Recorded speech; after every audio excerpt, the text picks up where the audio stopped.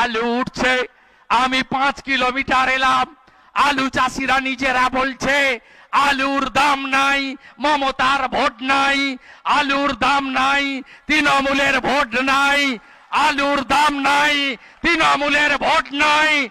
আজকে 1200 টাকার সার 2500 টাকা কিনবো কেন?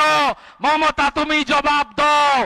আলু জাত 1 বিঘাতে আলু করতে কত টাকা খরচ হয়? আজকে আলু বস্তায় কত? যখন একটু দাম পেয়েছেন, ভাবতে পারেন রাজ্যের মধ্যে border seal, Jharkhand border seal, Orissa border seal, Bihar border seal, Assam border seal, সব বর্ডার আটকে দিয়েছে মমতা ব্যানার্জি আলু চাষিদেরকে, আলু ব্যবসায়ীদের মারার জন্য। তাই এই নির্বাচনে আমি আপনাদের বলছি, সংকল্পপত্রে সব থাকবে।